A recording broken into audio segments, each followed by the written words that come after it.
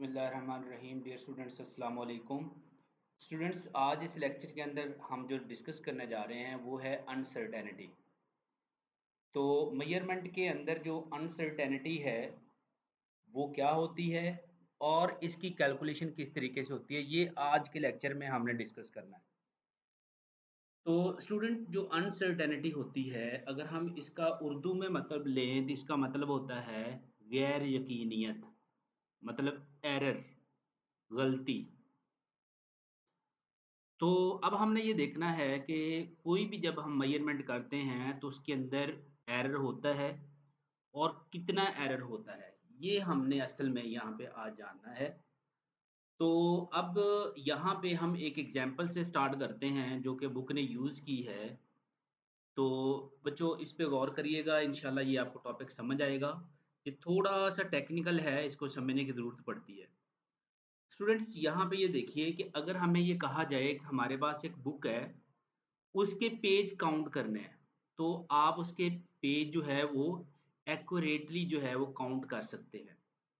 लेकिन अगर आपको ये कहा जाए कि उन पेजेज़ की आपने लेंथ मेज़र करनी है, तो फिर आपको ऑब्वियसली वहाँ पे एक इंस्ट्रूमेंट की ज़रूरत पड़ेगी और वो इंस्ट्रूमेंट जो है उसके ऊपर छोटी-छोटी रीडिंग्स दी होती हैं, मार्किंग की होती है। उसको कैलिब्रेट किया होता है। कैलिब्रेट का मतलब ये होता है कि रीडिंग का लिखना, करेक्शन करना या उसके ऊपर मार्किंग करना, दर्जाबंदी करना, ठीक है? तो हमने उसके ऊपर रीडिंग लिखी होती हैं, कैलिब्रेट किया होता है और उसके ऊपर छोटी-छोटी डिवीजन्स होती हैं, ठीक है? अब ये होता है कि ये डिवीजन की वजह से ये हर स्केल जो है, ये नहीं कि छोटी से छोटी मेज़रमेंट को भी मेज़र कर सकता है। अगर आपको कहा जाए कि स्केल की मदद से जो हमारे बाल हैं, एक बाल की जो मेज़रमेंट करके दिखाएँ, तो नहीं कर सकेगा वो। क्यों? क्योंकि बाल की जो मोटाई है, वो बहुत कम है और जबकि जो स्केल है, वो रीडिंग जो है, वो उससे ज़्यादा तक की मेज़र करता है। इस वजह से जो स्केल है वो उसको मेज़र नहीं कर पाएगा। अब इसी तरीके से हर जो इंस्ट्रूमेंट है उसके अंदर कुछ न कुछ लिमिटेशन मौजूद हैं जहाँ तक वो किसी रीडिंग को या किसी वैल्यू को मेज़र कर सकता है, कोई पैमाइश ले सकता है। ठीक है बच्चों? तो अब ज़रा हम इसको साथ-साथ रीड करते हैं और इसको समझते हैं कि ये लिखा क्या हुआ है और इनका जो मतलब क्या है। We can count the number of pages of a book exactly, but measurement of its length needs some measuring instrument. Every instrument is calibrated to a certain smallest division make on it, and this fact puts a limit regarding its accuracy. Accuracy का मतलब ये बच्चों होता है कि जो वो maximum जहाँ तक मेजर कर सकता है, ठीक है? तो when we take a reading with one instrument, its limit of measurement is the smallest division or graduation on its scale. अब यहाँ पे जो ग्रेजुएशन का वर्ड यूज़ किया गया है उसका मतलब होता है मार्किंग करना, निशान लगाना, ठीक है? तो अब ये जो हमारे पास जो इंस्ट्रूमेंट है, उसकी लिमिटेशन कहाँ तक होती हैं? उसकी लिमिटेशन बच्चों यहाँ तक होती हैं, जहाँ तक वो कम से कम मेज़रमेंट कर सकता हो। मसलन जो स्केल है, उसकी कम से कम रीडिंग लेने की एबिलिटी क्या है? 1 मिलीमीटर, उससे नीचे वो मेज़र नहीं कर सकता। जो हमारे पास वर्नियर कैलिपर होता है, वो 1 मिली के 10वें हिस्से तक भी मेज़र कर सकता है, यानी 0.1 मिलीमीटर तक भी मेज़र कर सकता है। तो वो उसकी लिमिट है, उससे नीचे नहीं कर सकता। जो आपके पास माइक्रोमीटर स्क्रू गॉज होता है, वो 0.01 तक मेज़र कर सकता है, ठीक है? उससे नीचे वो नहीं जा सकता। तो ये उसकी लिमिटेशंस है। तो आगे क्या लिखा हुआ है कि hence every measured quantity has some uncertainty about its value. When a measurement is made, it is taken to the nearest graduation or marking on the scale. We can estimate the maximum uncertainty as being one smallest division of the instrument. अब जो हमारे पास जो uncertainty एक scale के अंदर जो होती है, वो कितनी हो सकती है मैक्सिमम, जितनी उसकी स्मॉलेस्ट डिवीज़न है। मसलन जो मीटर्स रूल है, पैमाना है, जो स्केल है हमारे पास, उसकी कम से कम मेज़र करने की एबिलिटी कितनी है? 1 मिलीमीटर। तो इसका मतलब ये है कि उसके अंदर जो अनसर्टेनिटी होगी यानी उसकी मेज़रमेंट में जो गलती होगी ना, वो भी 1 मिलीमीटर तक होगी। इसी तरीके से वर्नियर कैलिपर है, उसकी कम से कम मेज़र करने की जो एबिलिटी है, छोटी से छोटी वैल्यू लेने की जो एबिलिटी है वो 0.01 तक है और उतना ही उसके अंदर क्या है एरर है, 0.01 मिलीमीटर तक। इसी तरीके से माइक्रोमीटर जो है उसके अंदर भी 0.001 तक सॉरी 0.01 तक जो है मिलीमीटर तक उसके अंदर एरर मौजूद है। तो बच्चों इस एरर को बोलते हैं एब्सोल्यूट एरर यानी जो होना ही होना है वो इंस्ट्रूमेंट की मजबूरी है उसने इतना एरर देना ही देना है। इसको समझने के लिए मैंने यहाँ पे आपको एक डायग्राम आपके लिए मैंने ड्रॉ की है ताकि आप लोगों को यहाँ पे क्लैरिटी हो।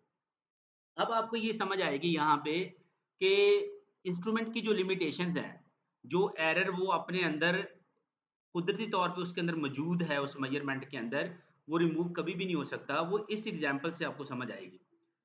बच्चों मैं आपको पूछता हूँ कि ये मेरे पास एक ऊपर मैंने एक लाइन लगाई हुई है, ये वाली और मैंने ये कहा मैं आपसे पूछता हूँ कि इसकी लेंथ कितनी बन रही है यहाँ पे? आप कहेंगे सर इसकी जो अगर सेंटीमीटर में पूछा जाए, तो इसकी लेंथ जो है, वो बन रही है 2 सेंटीमीटर। अगर मैं यही बात आपसे ये पूछ लूँ कि बेटे आप मुझे मिलीमीटर में बताएँ, तो आप कहेंगे सर ये तो 20 मिलीमीटर में है। 20 मिलीमीटर इसकी लेंथ है, ठीक है? यहाँ तक 20 मिलीमीटर बनता है, ठीक है? अब अगर मैं आपसे ये पूछ लूँ कि ये मैंने लेंथ थोड़ी-सी बढ़ा दी इससे, ये नीचे वाले डायग्राम को देखो, ठीक है? तो मैं क्या पूछता हूँ आपसे बच्चों कि ये बताएँ मुझे कि इसकी यहाँ पे कितनी मतलब इसकी रीडिंग है? यहाँ पे बता दो इसकी लेंथ कितनी है? तो आप यहाँ पे स्केल के ऊपर देख के कहेंगे सर आगे रीडिंग तो मौजूद नहीं है। यहाँ पे तो 2 रीडिंग के दरमियान 2 लाइन्स के दरमियान कोई रीडिंग मौजूद ही नहीं है। तो हम किस तरह बता सकते हैं स्केल तो हमें रीडिंग को फर्दर बता ही नहीं रहा। लिहाज़ा यहाँ पे हम खामोश हो जाते हैं। अब इसके लिए जो साइंटिस्ट हैं उन्होंने कुछ रूल्स बनाए हैं कि इस तरह की अगर मेज़रमेंट हमारे देखने में आती है तो हम उसको किस तरह काउंट करेंगे। बच्चों साइंटिस्ट ये कहते हैं कि अगर यहाँ पे ये लेंथ जो जिसको हम मेज़र कर रहे हैं, अगर ये यहाँ पे कितने हैं 20 मिलीमीटर है यहाँ पे, ठीक है? अगर ये 20 मिलीमीटर से थोड़ा-सा ज़्यादा है और इतना ज़्यादा है कि ये अगर इसके मिड को टच नहीं कर रहा, 2 लाइन के मिड को अगर टच नहीं कर रहा, तो फिर आपने 20 ही काउंट करना है। ये अगर आप देखें यहाँ पे मिड है मैंने ये हल्की-सी लाइन लगाई हुई है, ठीक है? ये वाली। तो य अगर तो ये इसके मिड को टच नहीं कर रही ये लाइन इस मिड से पीछे है, तो फिर आपने इसको 20 ही काउंट करना है। अगर ये लाइन जो है, ये जो लेंथ हम ले रहे हैं, ये इसके मिड को टच कर रही है, यानी 2 लाइन के मिड को टच करती है। तो अगर ये मिड तक आ रही है, तो फिर आपने 20 काउंट नहीं करना उसको, आपने 21 मिलीमीटर इसको काउंट करना है।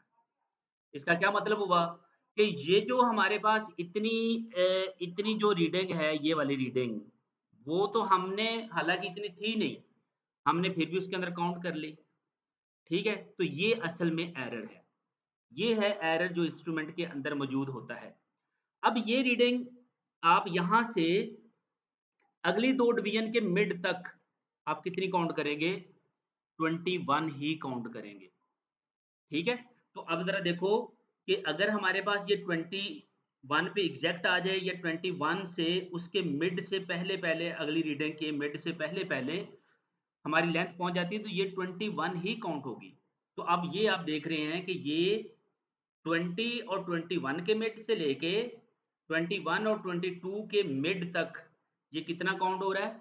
21 ही रीडिंग काउंट हो रही है।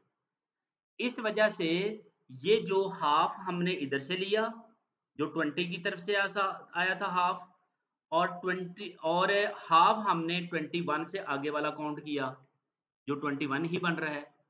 तो ये दोनों हाफ-हाफ मिला के कितने बने? 1 मिलीमीटर। अब ये वाला जो एरर है, इसको बोलते हैं एब्सोल्यूट एरर। हालाँकि ये रीडिंग इतनी बनती नहीं है, लेकिन फिर भी हमने हमारी ये मजबूरी है कि इंस्ट्रूमेंट हमें नहीं बता रहा, लेकिन हमने बाय रूल इसको शामिल करना है। तो इस तरीके से ये हाफ ऑफ मिलीमीटर। तो अब आपकी बुक यही कहती है कि जब आप कोई भी लेंथ मेज़र कर रहे होते हैं, तो फ़र्ज़ करें लेंथ अगर यहाँ से स्टार्ट हो रही है इस पॉइंट से, ठीक है? तो तब भी अगर तो वो मिड से नहीं स्टार्ट हो रहा, तो आप उसको 0 काउंट करेंगे, यहाँ यहाँ से स्टार्ट लेंगे। हालाँकि वो 0 पे नहीं था, तो आपने हाफ मिली फिर भी उसके अंदर ऐड कर दिया।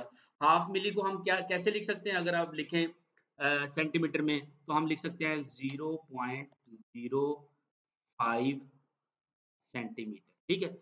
तो 0.05 इधर से हो गया और 0.05 इधर से हो गया, जो इंस्ट्रूमेंट की वजह से ही इसके अंदर आ गया है। तो दोनों को मिला के ये टोटल कितना बना? 1 मिली।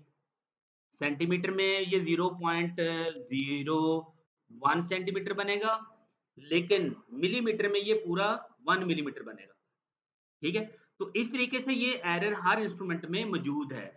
लेकिन ये एरर कितना होना चाहिए? ये सिर्फ़ मीटर रूल के केस में है, स्केल पैमाने के केस में है। अगर आपके पास वर्नियर कैलिपर है बच्चों, तो वर्नियर के केस में उसका जितना लीस्ट काउंट होगा ना, उतना ही उसके अंदर एरर होगा। जो हमारा लीस्ट काउंट है स्केल का है, यानी कम से कम मेज़र करने की एबिलिटी कितनी है? 1 मिलीमीटर, जितनी उसके ऊपर ग्रेजुएशन मौजूद है, जितनी मार्किंग, तो इसका कम से कम कितनी रीडिंग है? 1 मिली है, 1 मिली तक है। तो इस वजह से इसका लीस्ट काउंट भी 1 होगा। लीस्ट काउंट यानी कम से कम काउंट करने की सलाहियत, ठीक है? तो जितना लीस्ट काउंट होगा, उतना ही उसमें एब्सोल्यूट अनसर्टेनिटी होती है और इस चीज़ को प्रिसियन भी कहते हैं। ठीक है बच्चों? तो जो हमारे पास वर्नियर कैलिपर होगा, उसके अंदर जो एब्सोल्यूट अनसर्टेनिटी कितनी है, जितना उसका लीस्ट काउंट है, उसका लीस्ट लीस्ट काउंट उसका कितना है? उसका लीस्ट काउंट कितना है? 0.01 मिलीमीटर या 0.001 सेंटीमीटर। तो उसका एब्सोल्यूट अनसर्टेनिटी उतनी ही होगी। ठीक है? इसी तरह माइक्रोमीटर है हमारे पास, उसके अंदर भी जितना उसका लीस्ट काउंट होगा। तो ये बच्चों आपको इसकी समझ आई होगी जो हमने यहाँ पे डिस्कस किया, जो एब्सोल्यूट अनसर्टेनिटी को। अब आपकी बुक ये कह रही है कि हमने एक पेज की रीडिंग ली, उसकी जो रीडिंग है वो बन रही है कितनी? 33.5 से लेके 33.5 से लेके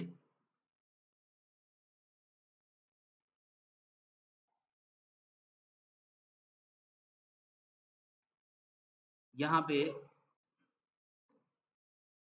यहाँ से लेके 33.5 से लेके जो उसकी हमने उसको मेज़र किया है 10 से लेके 33.5 के दरमियान-दरमियान है। तो अगर हम उसके अंदर एब्सोल्यूट अनसर्टेनिटी भी उसके अंदर प्लस माइनस करें, तो अगर हम प्लस करेंगे, तो ये कितनी हो जाएगी? उसका कितना आंसर आएगा? 23.5 प्लस माइनस 0.1। अब 0.1 कहाँ से आया? 0.05 ये हो गया, 0.05 ये वाला हो गया। दोनों ने ऐड होना है। दोनों को ऐड कर दिया तो ये 0.1 होगी टोटल और 33.5 में से 10 माइनस करना है, ये यहाँ पे माइनस का साइन है। माइनस बच्चों जब करेंगे तो ये कितना आ जाएगा? 23.5। ठीक है? तो अब ज़रा देखो, ये आपने ये जो इसके अंदर अनसर्टेनिटी ये प्लस भी करनी है, आपने माइनस करनी है, ये दरमियान में मेंशन है। तो अगर मैं इसको 23 में इतनी वैल्यू ऐड करता हूँ 5 और इसमें से 0.1 में माइनस करता हूँ, तो ये आता है 23.4। ये मैंने क्या किया इसको? मैंने सब्ट्रैक्ट किया। अब अगर मैं इसमें ऐड करता हूँ तो 23.5 प्लस 0.1, तो ये बच्चों कितना बनेगा टोटल? 23.6। इसका मतलब ये हुआ कि जो पेज हमने मेज़र किया है, उसकी रीडिंग कहाँ से कहाँ तक है? 23.4 से लेके 23.6 सेंटीमीटर तक है। ठीक है? इतनी बनती है। कम से कम इतनी है, मैक्सिमम इतनी है। तो ये अनसर्टेनिटी को अगर हम किसी रीडिंग के अंदर प्लस माइनस करते हैं, तो रिज़ल्ट्स इस तरह से आते हैं। ठीक है बच्चों? अब जो है कि हमारे पास जो अनसर्टेनिटी कितनी टाइप्स की होती हैं और उसको कैलकुलेट कैसे-कैसे करते हैं, तो ये हमारे पास उसके फ़ॉर्मूलाज़ हैं। पहली हमने जो डिस्कस की है वो है एब्सोल्यूट अनसर्टेनिटी। अब दूसरी जो है हमारे पास क्या है? फ्रैक्शनल अनसर्टेनिटी या परसेंटेज अनसर्टेनिटी। फ्रैक्शनल अनसर्टेनिटी आपने किस तरह कैलकुलेट करनी है? उसके लिए ये फ़ॉर्मूला मौजूद है। इसमें आपने एब्सोल्यूट अनसर्टेनिटी ऊपर रखनी है, यानी जो लीस्ट काउंट होगा ना, बस आपने ये ज़हन में रखना है कि जो लीस्ट काउंट होता है ना इंस्ट्रूमेंट का, वो ही उसकी एब्सोल्यूट अनसर्टेनिटी होती है, ठीक है? तो आपने absolute uncertainty divided by measured value, फ़र्ज़ करें कि मैंने कोई लेंथ ली है, मैंने ली है मीटर रूल से। मेरे पास जो है मीटर रूल है, यानी पैमाना स्केल है। तो अब हमें ये बात मालूम है, हमने सेंटीमीटर में इसकी सारी मेज़रमेंट करनी है। तो सेंटीमीटर में जो मीटर रूल का लीस्ट काउंट है वो कितना है? 0.1, ठीक है? और जो मेजर्ड वैल्यू है, यानी जो आपने एक लेंथ पेंसिल की मेज़र की है, वो लेट्स सपोज़ कितनी है? 25.5, ठीक हो गया? तो अब इसको आप कैलकुलेट कर लेते हैं, तो ये इसका कोई ना कोई रिज़ल्ट आ जाएगा। लेट्स सपोज़ वो कितना 0.002 इस तरह करके आ जाएगा। मैंने ये सपोज़्ड वैल्यू लिखी है, मैंने करेक्ट नहीं लिखी, सिर्फ़ आपको समझाने के लिए, ठीक है? इसी तरीके से बच्चों, आपने अगर आपको कहा जाता है परसेंटेज निकाल दें, तो आपने उसको सिर्फ़ इस वैल्यू को 100 से मल्टीप्लाई कर देना है। तो हम इसको 100 से मल्टीप्लाई कर देते हैं, ठीक है? तो ये कितनी आ जाती है? 0.2%, ठीक है? 0.2% आ जाती है। ठीक है? तो इस तरीके से आपने फ्रैक्शनल अनसर्टेनिटी और परसेंटेज अनसर्टेनिटी निकालनी है। उसका फ़ॉर्मूला यही है, absolute uncertainty divided by measured value वो होती है जो एक्चुअल वैल्यू आई है किसी भी लेंथ की, वो आपने लेनी है। तो ऊपर जो है वो एब्सोल्यूट वैल्यू लिखी हुई है, यानी फ्रैक्शनल अनसर्टेनिटी लिखी है, नीचे उसकी परसेंटेज निकाली हुई है। ठीक है? ये आगे यूज़ होंगी, इस वजह से यहाँ पे इनको इंट्रोड्यूस करवा दिया गया है।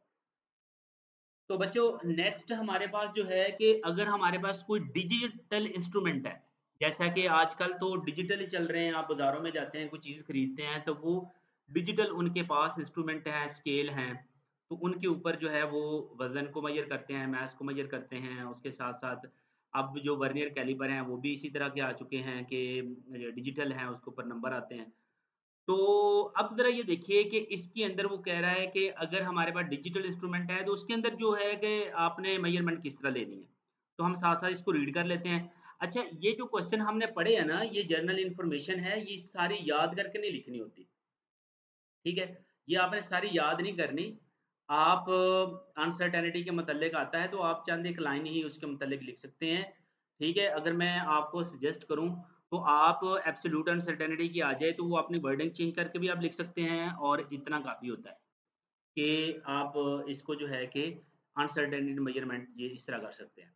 बाकी ये अंडरस्टैंडिंग बेस होते हैं और इसको आप लोगों ने रट्टे नहीं मारने कि आप बहुत इसको याद करना शुरू कर दें। याद नहीं करना, सिर्फ़ इसको अंडरस्टैंड करना है। अब हमारे पास डिजिटल इंस्ट्रूमेंट हैं, उसके अंदर आपने किस तरह से कैलकुलेशन करनी है। Some modern measuring instrument have a digital scale, उनके ऊपर डिजिटल स्केल लगा होता है, नंबर आ रहे होते हैं। We usually estimate 1 digit beyond what is certain, तो हम उसके अंदर जो है कि वो डिजिट्स को काउंट करते हैं जो ख़ास होते हैं, ठीक है? With the digital scale this is reflected in some fluctuation of the last digit.